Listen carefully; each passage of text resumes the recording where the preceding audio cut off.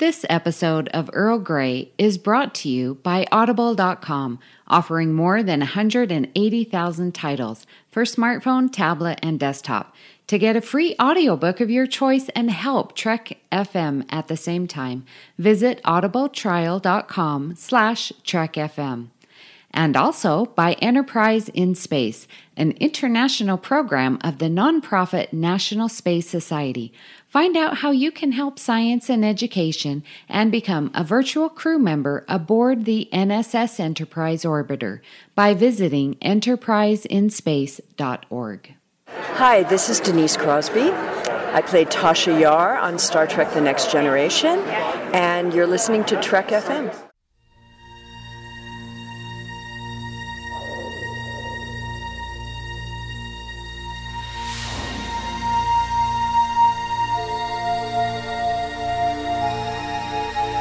Earl Grey hot.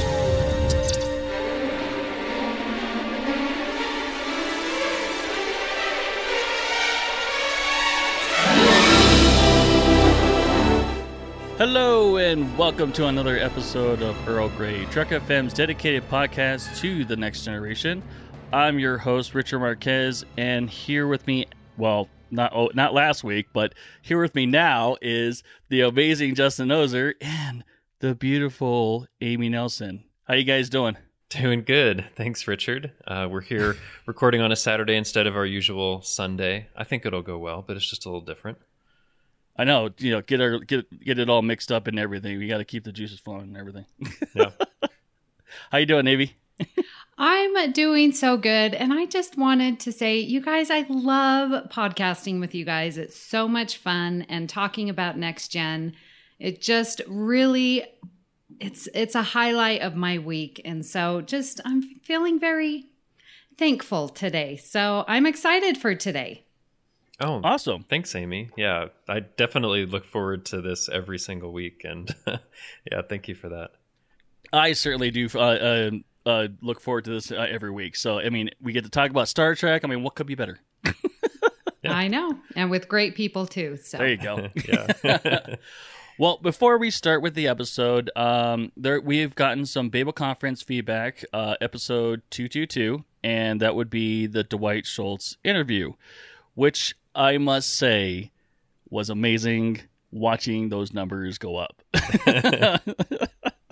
I mean, the feedback and comments from, because I don't know about you guys, but I think it was shared 46 times. Yeah, I think the last number I saw was shared 46 times. And let's just round up to 47. Oh, okay. All right, 47. Yeah. I don't know. We might have to do 48 because Jennifer doesn't like odd numbers. So, but like, watching those numbers and seeing all the feedback that from other groups and everything, it was amazing. I absolutely loved it. What'd you guys think of all that? Oh, it was wonderful. I mean, I think we had a feeling that people would be pretty interested, but I think it even exceeded those expectations, how interested people were in the Dwight Schultz interview. It was also shared on Facebook to the Dwight Schultz fan site Facebook group, and they have something like 7,000 members. So there were a whole bunch of people that found out about it that way and shared it that way. So yeah, we got lots of great feedback. Unfortunately, we can only read a few pieces of feedback here today, but yeah, it was really something, wasn't it, Amy? Yeah, there was a really good discussion, about are you an introvert, extrovert, because Barclay, his character sort of, brings that to the forefront. And so just really good discussions. Appreciate all those who commented, and listeners, if you haven't had a chance, please go through and read. There was really a lot of good things that were mentioned. In fact, Wes Huntington said, "This was another home run of an interview. Thanks for asking my question. I kind of knew," that was on the writer of Hollow Pursuits, "that Barclay was supposed to be shy. I just wanted to know if Schultz had any inclination to make him be more confident. Barclay certainly did become confident as time progressed, especially by Realm of Fear. He also voiced Barclay in the video game Star Trek Elite Force 2. It is a shame he won't be in Discovery anytime soon, but that's okay. The Nth Degree story was awesome. His impression of Sir Patrick Stewart was hilarious.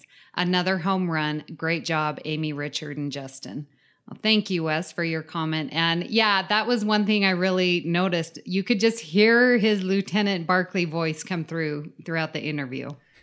Yeah, it was really wonderful, and I think Wes, you summarized a lot of great things in the interview, and also added, I didn't realize he voiced Barclay in a video game, the Star Trek Elite Force 2, which I think was like a Voyager video game. So it was not only doing video games outside of Star Trek, but in Star Trek 2, which is cool.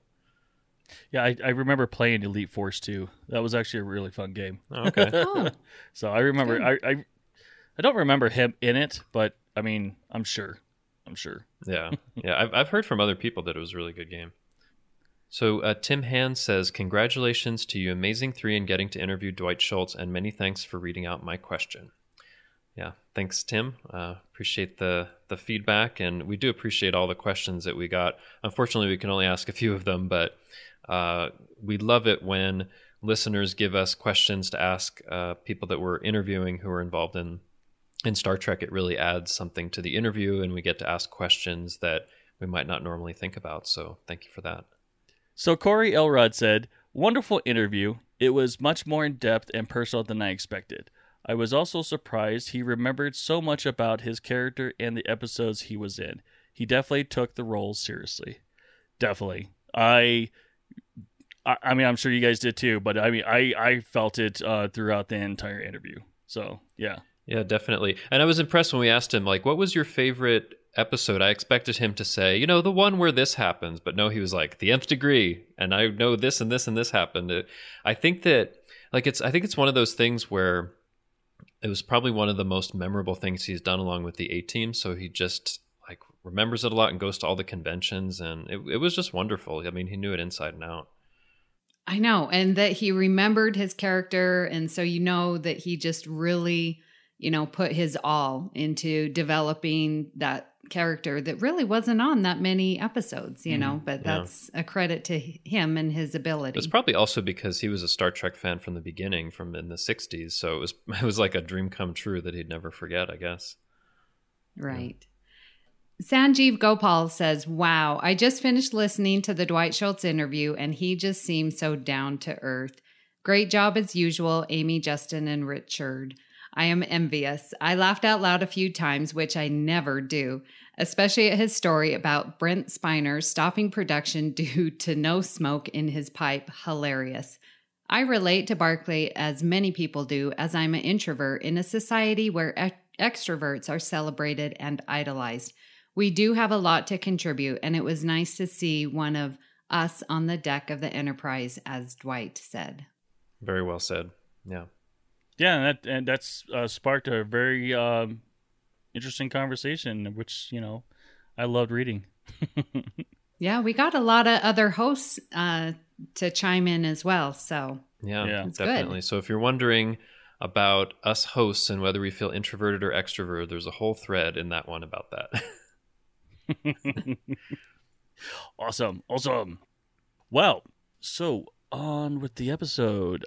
Well, I'm very interested to see what has been chosen. I really am, because I actually had a difficult time choosing I guess you could say a memorable moment or a favorite moment. I mean, I have my favorites, obviously, but I mean, it was difficult for me. I don't know about you guys. Was it difficult for you guys? It was difficult for season 4 to find them or to narrow them down?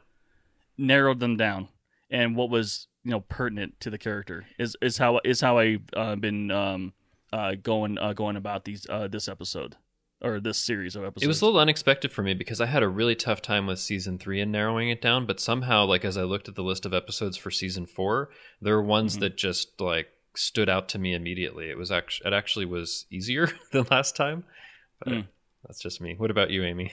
It's you're right, because it's easy because there's so many good episodes.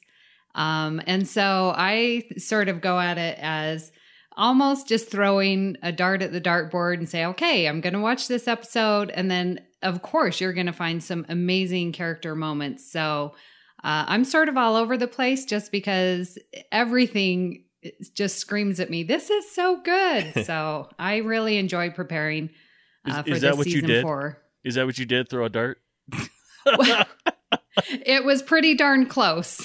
Yeah, don't throw a dart at your computer I don't screen. own a dartboard, but I can roll the dice. There you go. Dice. I like it. So, Justin, why don't you start us off and give us your first pick? Well, I know in a lot of these, I've kind of gone to episodes that are maybe less well regarded or less thought of. But as I look through this list, there's one that I absolutely had to include, and to include it first. So it's from the episode Family, which is right after The Best of Both Worlds. And there's one. I mean, there's a lot of great stuff in that episode, but one in particular that is such an important turning point. And it's when Picard is at his brother Robert's home, and they've been kind of getting at each other a little bit, and there's some resentment, it seems like, there. And they end up having this fight in the mud, which is very memorable. But what happens after they kind of have it out, Picard really just opens up and becomes vulnerable, I think in a way we've never seen him be before, because he's thinking about the experience with the Borg, and he's talking about how difficult it was, and that he tried to do everything he could to stop what they were doing and not to kill all of those people, but he couldn't do it. And he just breaks down and he cries, and it's just like this really pivotal moment where the whole facade that you've seen for Picard for over 3 years is kind of stripped away, and you're seeing at his very essence who he is, that he's not infallible, that he has all of these difficulties. So I think it's just an incredibly important moment for Picard that I had to choose. And in fact, I think Ken Tripp, who's a co-host of Standard Orbit, says this is the episode, and I think even this moment, that really told him who Picard was, and that he could really get into that character and really root for him after that point. I mean, I've always liked Picard, but just that moment, he is just kind of stripped to his bare essence, and it's just so powerful. And I think you see it in different ways, probably especially in First Contact, just affect him forever after that. So I had to pick it. Yeah, couldn't agree with you more. And like what you said, and Ken's thoughts as well, like, Captain Picard has been so stoic and so perfect and so, gives the right commands, and, and he sort of sets himself apart from his crew because he is the captain. And this is a point where we get to see him, where us as viewers can relate to him breaking down and, feeling these emotions that he's had. It is an excellent character moment for sure. I agree with you. Yeah. What do you think, Richard? I hate you. Is that one of your choices? It is. It's the exact same. Exact same actually. moment. Yeah.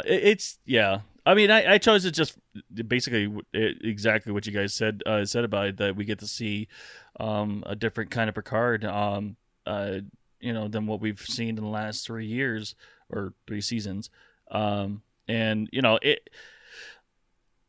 it definitely shows how vulnerable he is, and I absolutely love it. I wish they would have done that with Janeway in Voyager, this kind of the same way when she went through her depression, and also her angry fits with the Equinox. But because this was a great story.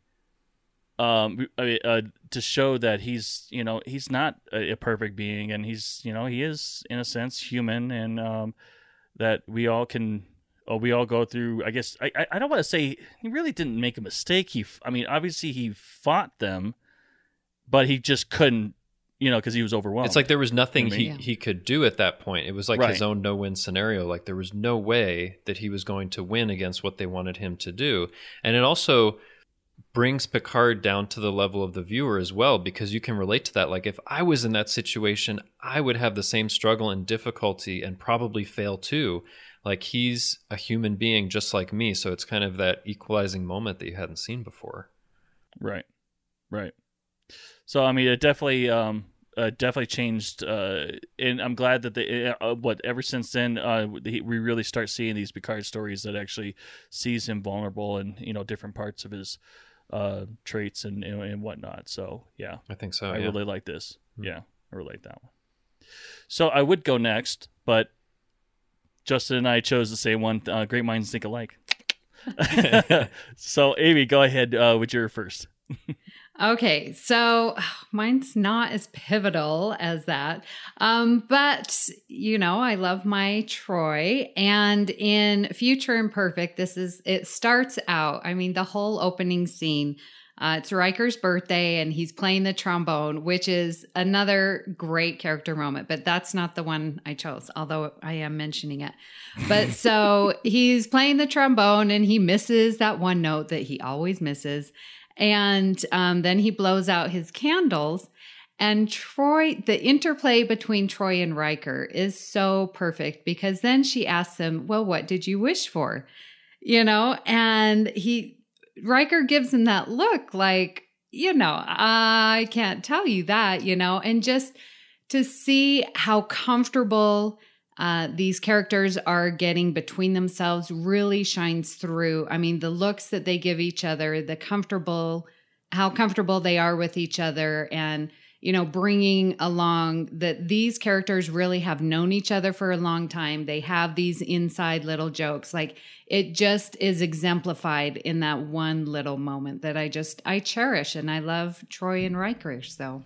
Yeah, and I mean, if you go back to, let's say, Encounter at Farpoint, they're very uncomfortable kind of seeing each other because they have all this history and they don't know how they'll handle it. But I think by that point in season 4, they know how they're going to handle it. I mean, at that point, at least, they're not going to be a serious relationship, but they can still be, friends and have a good time, and they're perfectly comfortable with each other. And I think it's also like a reflection of the actors and how comfortable they've become and how much they love each other. So it reflects that real world, what's happening as well. Exactly. Yeah. That this is a tight-knit group by this. Mm-hmm. Yeah. Mm-hmm. Good choice, Amy. Yeah. It is a good choice. I hadn't thought of that. Neither did I. But I was expecting a Troy moment. You'll get and him, Amy, yes. we expect a math moment. Remember? Oh, I have good. one. Okay. All right. Okay. Justin, you want to go with pick number 2? Oh, back to me again. Okay. So I'm going to pick a Crusher moment. Wait. Uh-oh, I hope it's not mine. Or Beverly? Sorry. To clarify, just so you're not too scared, Beverly Crusher. Oh, okay. It's like, all right, I'll listen to that. I'll keep my headphones on. We're good. Well, I mean, I think it comes from one of the few truly Beverly-focused episodes, which is Remember Me. I love the episode because, she ends up, all these people are disappearing and she's really stuck in this warp bubble and she's trying to figure things out. I mean, I love a lot of the episode where she's kind of trying to use her own reasoning and her own wits in order to get through like the situation. But probably one of my favorite things is when basically, all of the people are gone and she's asking the computer, what's going on? Why isn't she seeing any stars? And there's just like this mist that's basically like the size of the ship.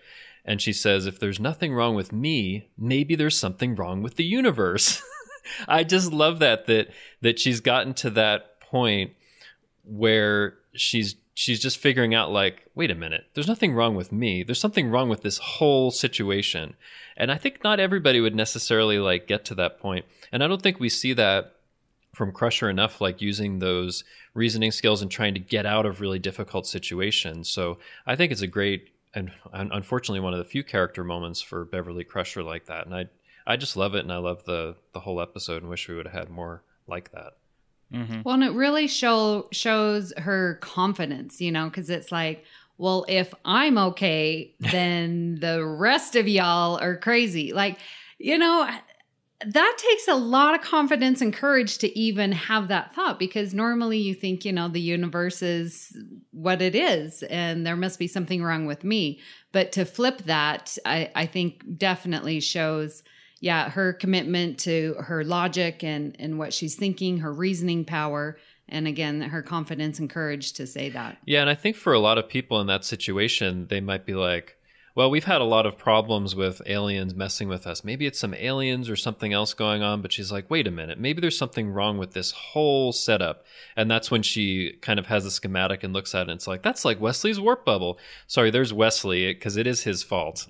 I'll admit that. See, I told you, no kids are allowed on board. It's unknowingly his fault. He didn't oversleep like with the nanites.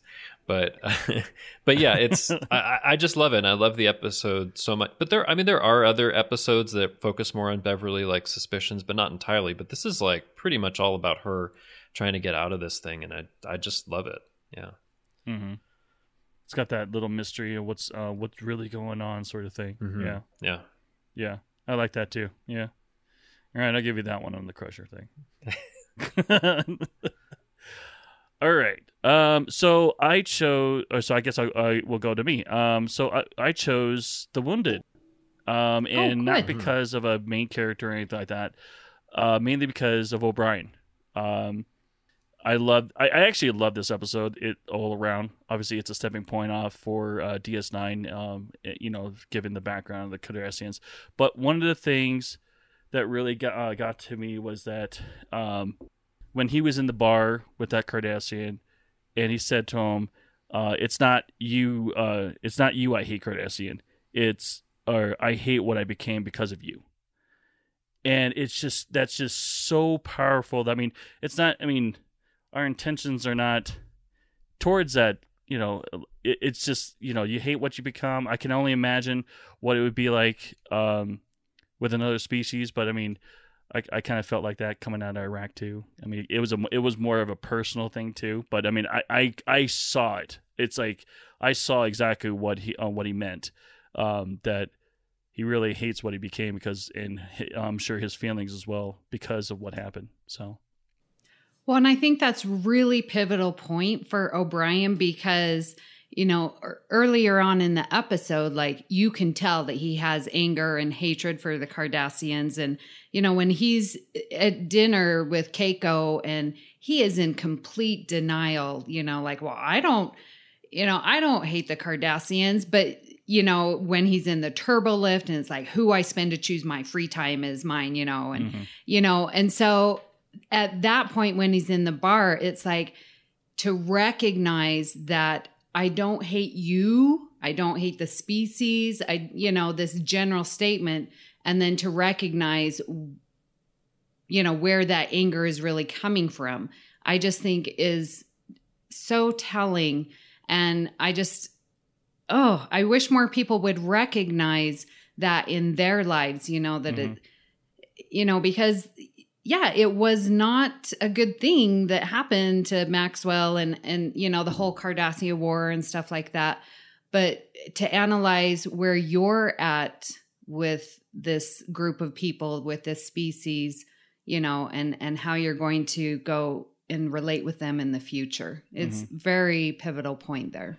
Very much so. Yeah. So you've paid me back, Richard, because that was one on my list. that exact moment. But I'll talk about it. I'll talk about it a little bit because, like, it's such an important point for O'Brien because before that, like in Encounter at Farpoint, he was the Battle Bridge Con officer. You'd seen him in the transporter room. You found out a tiny bit of him before this in Data's Day, where he's getting married to Keiko. But this is the first time where you really find out something significant about O'Brien's life and his experience, what he's been through. It kind of builds up the character. And probably, an episode like this and a few others going forward are the reason that he was brought onto DS9, because they started to build it out so you could kind of see who he was. But I mean, it is a powerful message, because I think in a lot of those situations, it's not necessarily the entire species or race or whatever that people really hate. They hate that situation, and that person or that species or race makes them think of that situation that they're so uncomfortable with. And it kind of turns things on its head in the episode, because the first time I saw it, I thought, well, he just hates Cardassians, but it's explained as something quite different. And also, O'Brien says this is the first time in his life he's had to kill anyone was at Setlik 3. Right. And that's, that's just such a a turning point, I would think. And then you think like he's still in Starfleet, he's still doing all of this stuff, he's able to deal with it, but it's still such a difficult thing for him. So it adds so many layers and so much complexity to his character just in this one episode that you had never seen before. And I love that in TNG they could do that for someone who isn't a main character, but who you'd seen a number of times just in small bits. But they really turned him into like a much more fascinating character with this episode. See, now I wouldn't have chosen it had he not have been in DS9, because like he's not a major character in TNG, but he is in DS9 obviously, and I just love that he started out here, and then we get to see a lot more of him in DS9, and it's far more. Actually, most of the episodes that are my favorite are O'Brien episodes. Interesting. So what's your favorite DS9 episodes? We'll have to go on the orb and actually talk about it. No, I just think that's really interesting.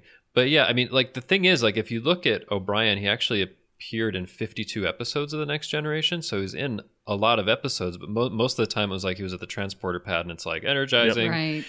But he was still there a lot. But I love that they just brought his character to the fore and added so much, and it's such an excellent episode. I could probably pull out a bunch of other moments, including at the end with... Anyway, I won't go into that because... Apparently Amy's got something. Yes. So for my second pick, since we're already talking about The Wounded, I really love the interplay at the end between Picard and Maxwell. And I mean, okay, so Maxwell is he's going, and we find out in the end that Maxwell is justified. I mean, those supply ships are doing a little bit more than just supplying. But I just love Picard's tactic with Maxwell here. And he's just asking him questions. And I love his tone. He's not accusatory. He's just trying, very level-headed, as we know Picard is. And it's like, why didn't you notify Starfleet? And I mean, the whole interchange, and he's just asking him questions. And then Maxwell's like, well, you know what it's like. We weren't under fire. Lives were at stake. And Picard's like, whose lives? I had to act now. Why? And he's just asking these questions, again, just so level, even keeled, trying to get Maxwell to see his error in his thinking, and I just think that interplay between those two and how Picard can not be accusing him, and just coming down on him, because he does have, Picard sort of has been given, from Starfleet command to say, all right, you need to capture Maxwell. So he does have the upper hand here, but the way that he treats and respects Maxwell just by asking him questions, trying to get him to logically come to this conclusion that he was in the wrong, I think is a great diplomatic showing of Picard's character. Yeah, it really is. It's funny when you said something toward the end, I thought it was going to be O'Brien and Maxwell, but Picard and Maxwell are really great, and because there are these two captains who have a lot of experience, and they're kind of a bit in this competition. And Maxwell gives some digs to Picard, like, smells musty in here, like a bureaucrat's office. Yes. But Picard's going to have none of that, because like what's very interesting about the episode is that Maxwell is justified in his suspicions, but the way he goes about it is not the right way to go about it. At the same time, even so, what he's done helps to expose something, and Picard does really know what's going on, and Starfleet will know what's going on, which probably plays into some things later with the Cardassians. So it's a very complex episode when you think about the motivations and who's right and who isn't, because it's like he's right, but he isn't, but it helped, but did it really? I mean, there's just so much to think about. I mean, The Wounded is such an incredible episode that I think needs to be talked about more, because there's so much that's going on and so much that sets up things later. Yeah. Well, then look, sounds like a future episode to me. That's what I'm thinking. Yes, we need to. Awesome. I actually thought you were going to say when Picard was talking to the Cardassians, he's like, "We'll be watching." Although we talked about that in a previous one, didn't we? Yeah, that came up in my mind too. So,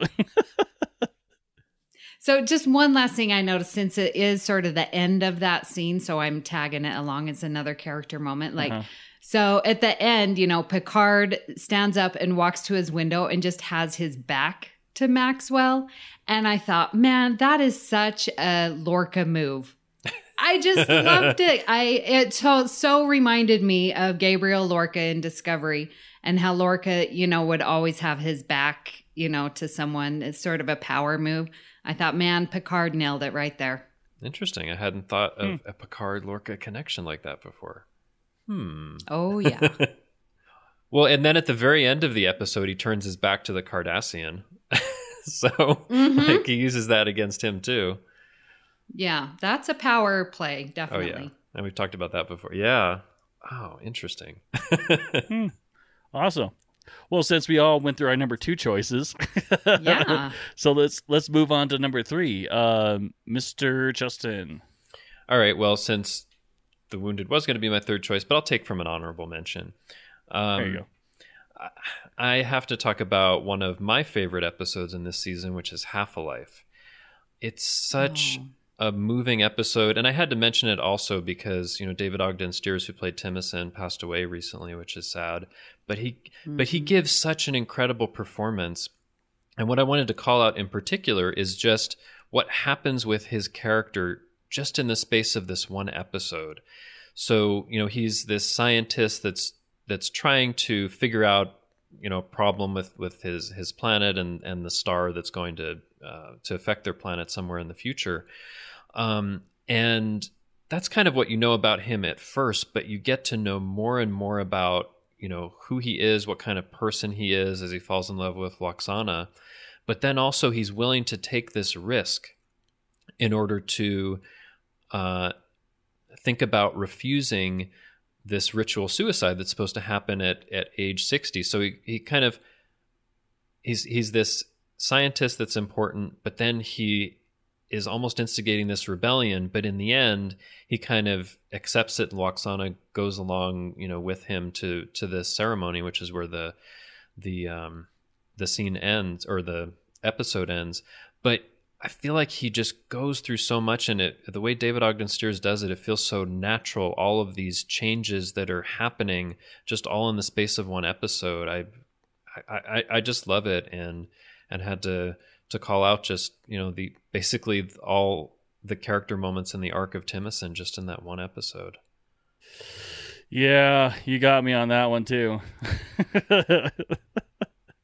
I also chose you did Half-a-Life as well. No. I did. Yeah, I was like, you guys are so funny. I was steering away from other stuff because I was like, okay, Data's Day I'm gonna stay away from, and I was like, yeah, I'm gonna stay away from the Troy episodes, and and I was like, okay, so that's kind of that. I also added more rules to it too, obviously, but yeah, I also had mine was more for Troy for being there for her mother when Timothy had to leave, and it's just I thought. So I watched the episode today, rewatched it today, and I just love the beginning of the episode. It says, Deanna's personal log, my mother is on board. That's right. Yes. And I love that. And it's just, and then of course the first scene is Picard coming out of the turbo lift, but it's like a few seconds, like, well, so where's he at, sort of thing. And then is that where he peers around the corner to see if Loxana's there? Yes. Yeah. Great. I mean, it sets the tone for the episode, and it's a very funny and I guess for the crew of the Enterprise, annoying episode, but like and then it turns into something serious, and it's very for her to be there doing her job like she's supposed to, for someone that has caused her, I guess, annoyance. Being annoyed, something like that. I don't know. Yeah. She's actually there for her to console her and whatnot. So I really love that that point, or that part for Troy's character to grow with her mother like that she experiences loss. Because I don't think, was her dad alive when? No, he was. No, He died some years before. Before she was born? No. No, she knew around 5 is what I think. Like Okay, so she actually really experiences the loss and whatnot. So, I mean, to actually go through with that with her own mother, I think that's pretty pinnacle. So, yeah. Yeah. It's a great episode to highlight Loxana, and you say Timothy and Deanna, so I love it. But you're right, too. there's that humor at the beginning, and I love when TNG does that. There's something that's funny, but then it becomes serious, but it doesn't feel forced, but it just kind of adds to the flavor of things, because life is like that. Sometimes things are really funny one moment and it becomes serious the next moment. So I love when they do that. Mm-hmm. Yeah. That's pretty funny, Richard, because I chose 2 of the ones you had and you chose one that I had. So I think we had perfect intersection of our list. We're synchronizing. And synchronize. All right. Well, this is it's a good thing here. So good thing I'm here, so we can so you can talk have some about originality, some other right? Yeah. Okay, so I'm really struggling. On my last one, because now it's my last one, and the other ones can be honorable. But we're going to go through honorable mentions, right? Yes. Okay. Well, then I'll save my math one for the honorable mention. So let's talk about Identity Crisis. I think this is a great Geordi scene, or Geordi episode. Well, there's a couple of things. So I'm going to pull a Richard like he did last time and sort of talk about the whole episode. What? As my favorite character moment. You did that once before. You're using my name as a verb? Pull Richard. Well, I did that with Half a Life because it was pretty much the whole episode. So it's okay. Yeah, it is. Yeah. Okay, so just a couple of things with Identity Crisis. I love how when Geordi gets into this mode of trying to solve this problem, right? The people have gone down to the planet. They keep disappearing. And he's going through the logs. And then he's like, oh, darn it, I just can't figure this out. So he goes to the holodeck. And I like this character moment. And it's a character between Geordi and the computer, which we also see in the mind's eye, which I'll bring in a little bit. But Geordi is so comfortable talking to the computer. It's like the computer it's his best is friend. Another character. I know. And he's like, all right, computer, can you display this light source and, and recreate that? And I just think that is so awesome. And he does it again in the mind's eye.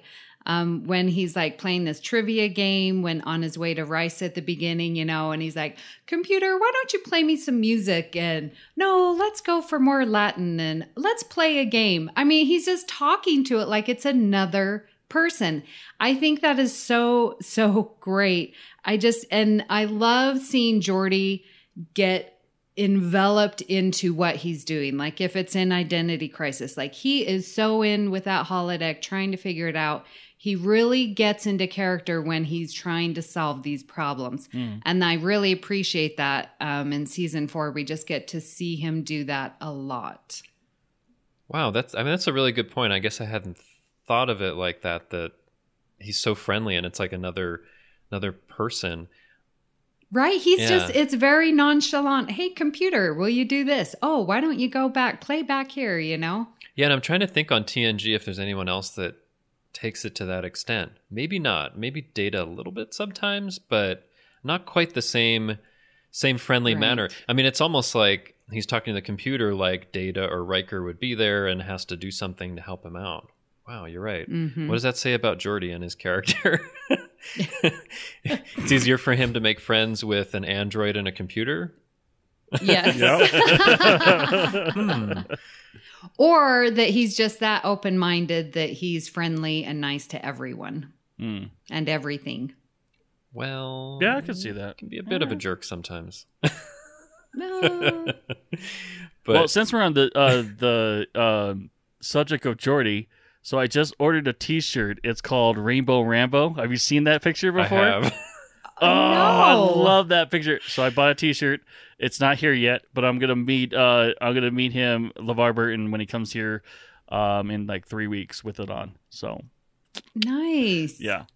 Since Rainbow we're on, Rambo. That's funny. it's great. I love it. His arms are like busting out of it with a machine gun shooting it. It's great.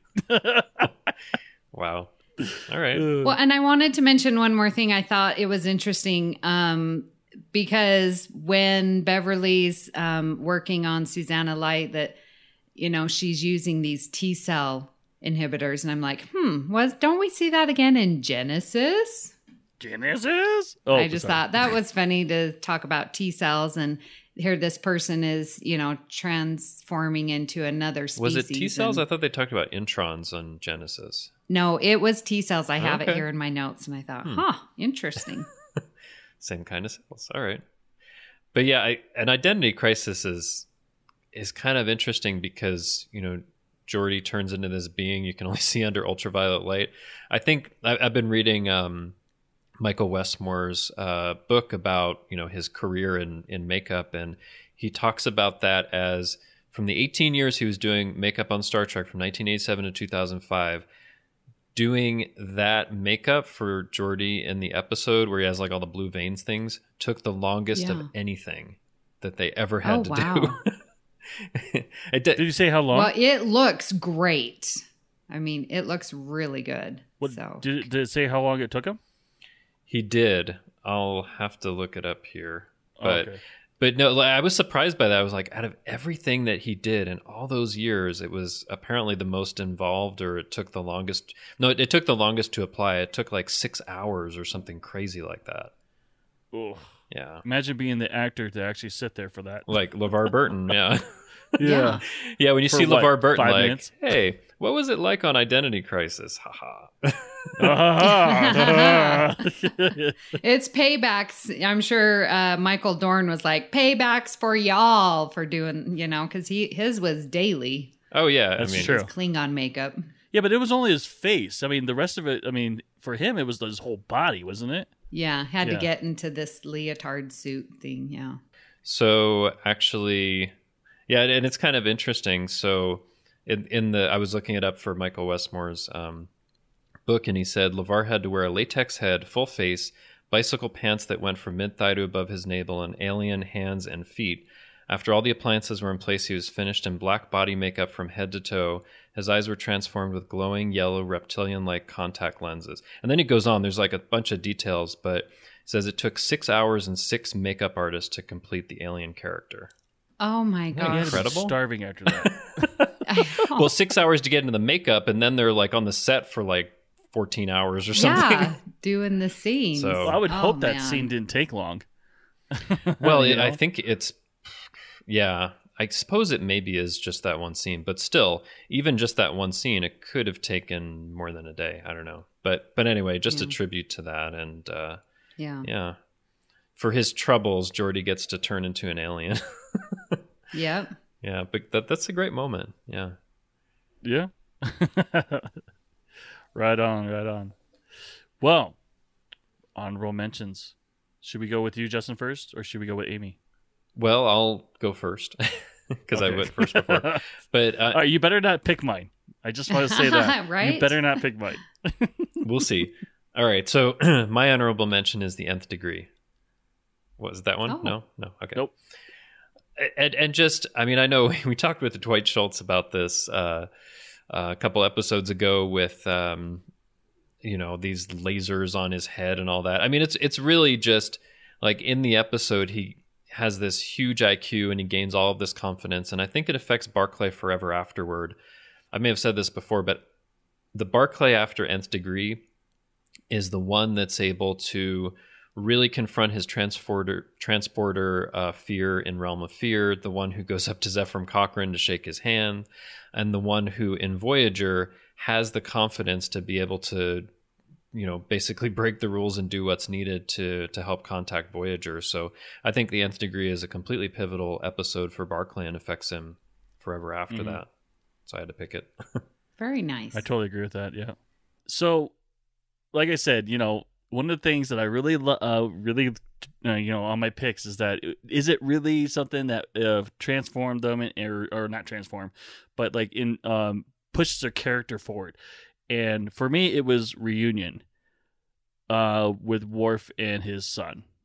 Definitely a missed opportunity for Worf to grow as a parent, and even go into an emotional story of some sort. But obviously a missed opportunity, or at least in TNG it was. And but like, yeah, I thought it was. I mean, the whole episode, obviously dealing with him and Alexander. It's just it had a potential, kind of like with Troy's promotion. It had potential to grow into something bigger. So I don't know. Yeah. So you're picking it because of its potential? I wanted to pick it because of Worf and Alexander, but it was like, you know what? It doesn't stick well with the rest of the series, because it's like one of those one-off. Okay, so what? It's like Kalar died, and then his son is basically motherless, and then he ships him off to the Ural Mountains. Is that where they live? His parents? Somewhere in Russia, I think. Yeah, somewhere in Russia. Yeah. So he sends him to Earth, and then that's really the last we hear about him until New Ground. I was watching it today, actually. Yeah. So I mean, that's the only reason why I didn't choose it, because I actually really loved that episode. It's just it just fell flat, or at least for me it did. I don't know. Well, and it could have been so powerful, especially back in the time when single fathers was not really talked about that much, And you're right. It could have really set the tone, of having Worf be the single father and having to deal with this child and have to deal with his work, and really showed that dynamic of, how a father can be, instead of, oh, I'm this father, so I'm going to ship him off with my parents. Mm-hmm. Yeah.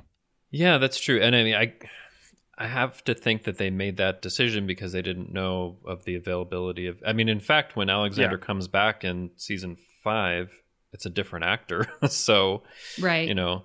I'm sure the logistics, and all that, but I mean, they could have definitely done something like maybe Worf corresponding with his son through letters or something like that. It may not have to be transmissions or something like that. To be more of an active father. That's true. I guess they could have even had him like talking to Alexander over subspace, and you just see him every once in a while and see how he's doing.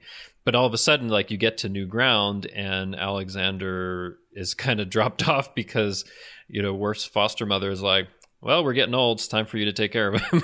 Here you go. Yeah. And he struggles and he lies and he steals things, and it kind of comes a bit out of nowhere. So yeah, I think you're right. It was missed opportunity for sure. Amy, do you have I have another one, but I mean, I have 2 honorable mentions. So go ahead. Okay, so I really like the host, and I think this is one. Thank you. Oh, you're hosting this week. I walked right into that one. Yes, I do like you, Richard. All right, sweet. Well, the host in season 4 is another Beverly episode, and I think it is done very, very well.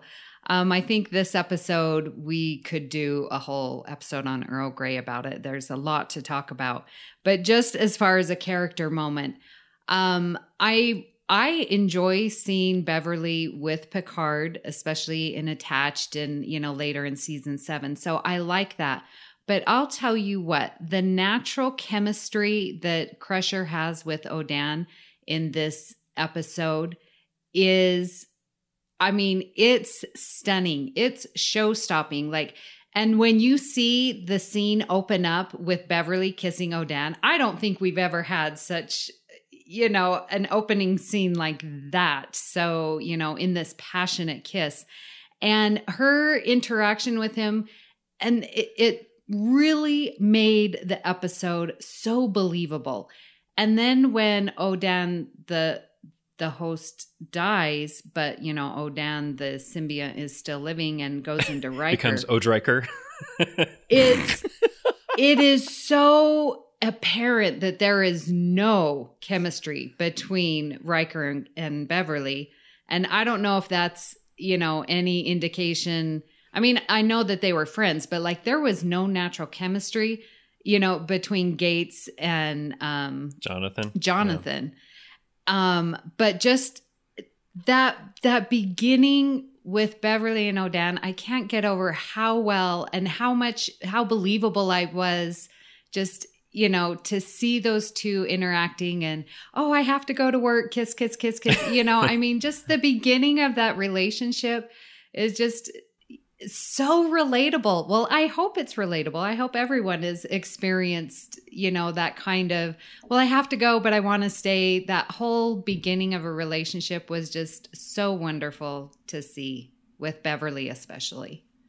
Yeah. Well, that's interesting because I don't like the host as an episode overall. Sorry, Amy. Ouch. It feels like in that first scene, it does come a bit out of nowhere, and the way that they talk about the Trill and how secretive and strange they are. Like the first time I had seen that, and I hadn't seen the Trill in DS9, I was like, who are these people? I really don't like them. So I just had like trouble with that. And when I compare it to what the Trill are like in Deep Space Nine, for me it pales in comparison. But I mean, it is nice to have a good love story for Beverly, maybe outside of Picard. That's not a ghost. Or ghost alien. Yeah, no, I mean, it's good. I just have some issues with the episode so it's a little hard for me to enjoy it. But I can appreciate what it does for her character and how great that is to see. Yeah. Yeah. I mean, and when she, and they're... Oh, where were they? Oh, in the turbo lift, and Data's like, oh, I have these numbers I want to run with you. And, and Odan's like, well, I think I have a headache. I'm not feeling well. I have to go back to my quarters. Doctor, could you have a look at me? And then Data's like, oh, well, and she grabs Data by the arm and is walking him down the corridor and is like, I'm going to get you started. You're going to run those numbers and don't you'll come be busy back for 2 hours, me, right? Exactly. Yeah. That was so funny. I thought she did such a very, very good job. And I love when Troy walks into the salon. This is the first time we see a salon. And there's Beverly getting her nails, and she's got the little iPad. What astringent are you using?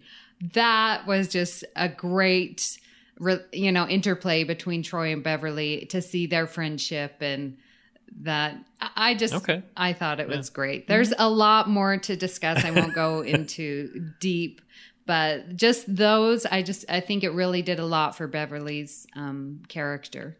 Sounds like a future episode. Possibly. Yeah, we need to put that on the list. What do you think about the host, Richard or Odan and Crusher? Or Beverly? It's all right for me. I mean, I'll agree with you, Justin, that it's... I mean, I see where you're coming from. It's a little awkward, but I mean, I also see where Amy's coming from, that, we get to see her passionate side, and also the awkwardness with Frakes and Gates, that which obviously they're co-actors, co-worker, whatever, co-worker. Yeah. I'm sure that they made it that way, and whatnot. But Jonathan Frakes does do a good job. You can tell like the persona of Riker with Odan as a symbiont looks and feels and acts different, which is great. I think he does a great job at that. Oh yeah, no, most definitely. Oh yeah. So do you have an honorable mention, Justin? I only had one, so maybe we can go to you or Amy for your seconds. So my second honorable mention was actually In Theory, and same thing as Reunion. It was a missed opportunity, mainly because we see the range of Brent Spiner's acting ability when he's trying to be the lovable boyfriend, and then it looked like abusive or angry boyfriend in the same moment or something like that. He was trying different strategies or whatever. I don't know what exactly that second one was. Oh, yeah. Yeah, when he's like, you just don't love me or something like that. Yeah, because he knew that, he researched that, if you have a quarrel, then you get, to make up, and that builds the I think he saw like an I Love Lucy clip or something. Anyway. Lucy, I'm home. Yeah, because Ricky would always get so angry about the stuff that Lucy would do. But anyway. Yeah. I know, right? Yeah. I haven't seen that show in years. But yeah, it's just one of those, he does all this stuff, and then at the end of it, it's like, oh, should I delete this subroutine? I'm like, what a way to just, like, that episode didn't even happen. It's like, or at least for him. Because like with being as curious as he is to be more human, you would think that he would build off of that, and I know in a later episode sort of thing, but really we don't really see that. So yeah, it would actually have been interesting instead of just this experiment for one episode if the relationship had some issues, but they're willing to work them out, and it kind of went on every once in a while, and you'd see how it's going, and yeah, you're right, that could have been really interesting. Yeah. But I'm going to disagree. I love the ending. I think it is perfect. It totally defines who Data is, and just he's an android. I don't need this routine anymore, so I'm going to delete it. I mean, not that I do that with relationships. I was just about to say, I was like, is that what you do with relationships? Delete but subroutine. No, like if I'm using something and it's like, okay, I don't need this anymore, I totally get rid of it. And then, maybe, a few months or years later, I'm like, oh, I wish I had that one thing. Oh, I guess I'll go out and buy it again. I don't know, maybe that's if only we could all do that. But I just thought it was so perfect of an ending. But it's kind of him admitting failure, that there's a certain part of being human that he'll just never be able to get toward, even if he's working toward that in other ways. So I don't know, it feels a little weird. I feel sad for him. That also goes with my point is that, for him to understand and learn and everything, he's got to know his failures as well. And like this relationship, this would be a perfect opportunity for him to grow. Yeah.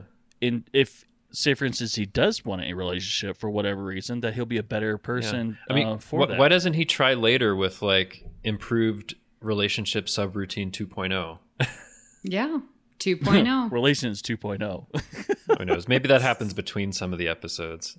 But okay. Yeah, I don't know. I just figured that being as curious as he was, that he would want to improve on that. So that's how I saw it. Is there a book about that? That's what I was wondering. I haven't actually. That would be a great book. Yeah. Relations 2.0? Relationships again. Well, for him to, do another routine and to get into another relationship. Not sure. Well, if any listeners know of that, whether it's like a story or a novel, that would be interesting. But I haven't read one that's about anything like that. Bruce and Dan from Literary Treks. Yeah. Yeah. There you go. And we could just start our own fanfic. So, Amy, let's do our final honorable mention. You said you had two, okay. Right? I won't keep the listeners waiting anymore. Here is my math character. And it goes back to Identity Crisis. Again, in that holodeck scene. I really, really like it. And so he's recreating the scene and has the light source and the shadows you can see. And then he asks the holodeck to run the simulation, and if the computer can predict the motion after they move outside the field of view. And that like tingles up and down my spine. I'm like, of course we can do that. And the computer says, yes, I can do that. It'll be accurate up to 95% for up to 10 seconds. And that whole thing is, with vectors, speed and direction, and he's using vector analysis. Well, the computer is. And so the computer does this analysis, and that is linear regression. I'm so excited. Line of best fit. My students, I could totally show this to my students Well, it's a first quarter thing. And have them, plot the dots of the motion of each person, and then they could predict the motion. And that is your linear regression that is used in Star Trek. And I appreciate having math as a character in Star Trek. Excellent. Yeah, I hadn't thought about that one. I guess math is an important part of the Enterprise computer, so whatever it's involved. Yes.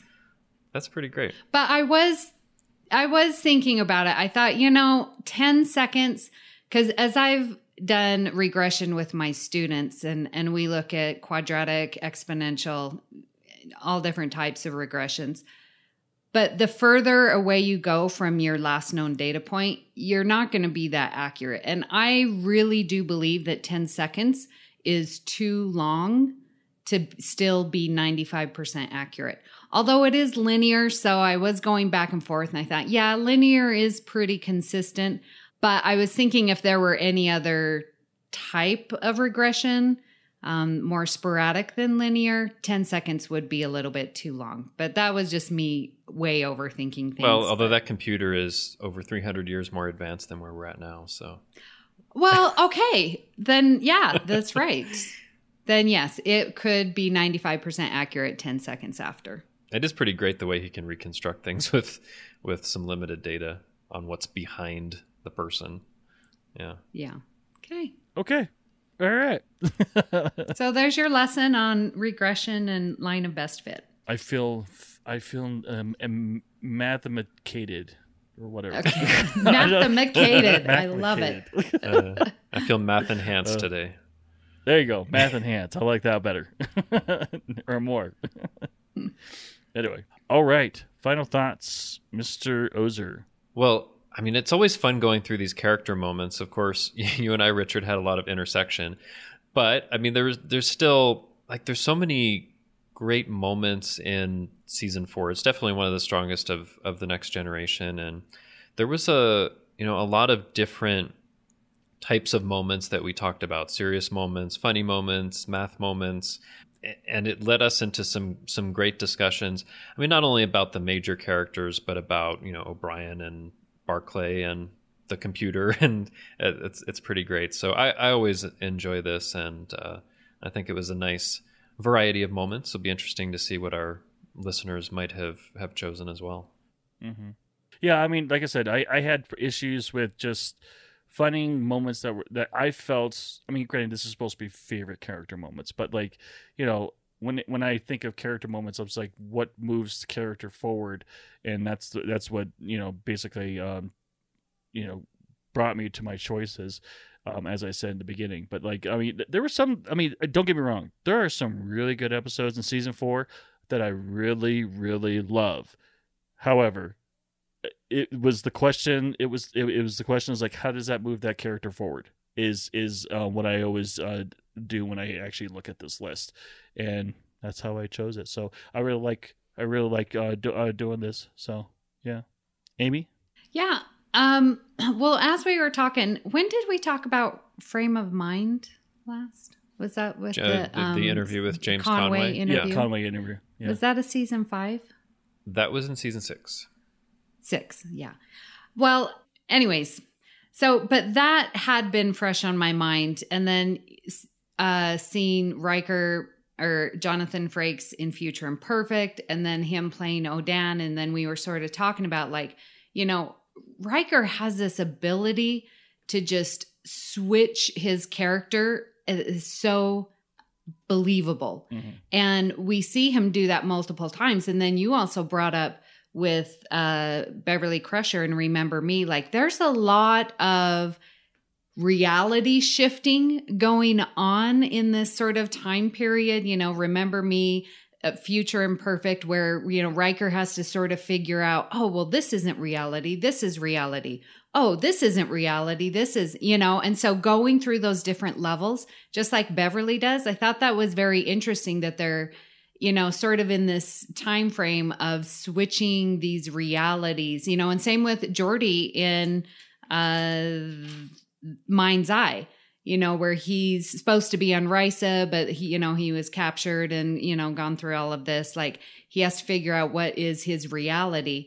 And I just think those types of stories are so very interesting. We get a lot in season 4 with that type. And again, as I mentioned sort of in my pick, like the smallest little interplays between the characters, like what did you wish for, Will? Like the looks and what we truly see, these characters and these actors are becoming really good friends, and a family that we feel on the Enterprise is just so good. Season 4 is fabulous. Awesome. All right. So just a preview for next week's episode. Next week we will be discussing romantic relationships on TNG Part 2.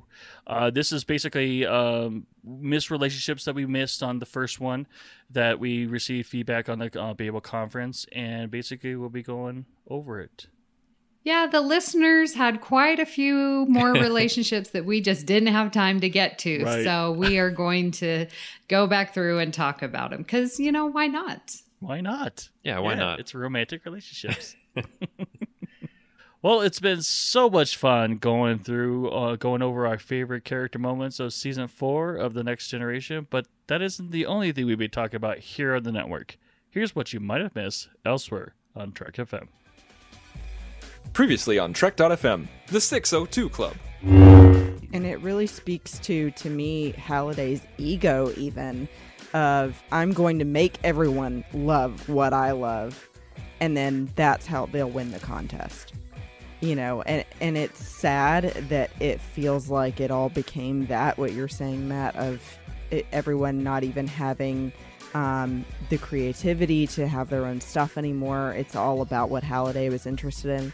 And then I think, too, it really also could be even a commentary about greed in society now, that everything really revolved around wanting to get his fortune. So they did all the research they had to do because they just wanted the money. Warp 5. Wait, hold on. You don't have a reflection. There's beams of light traversing the ship, cutting you.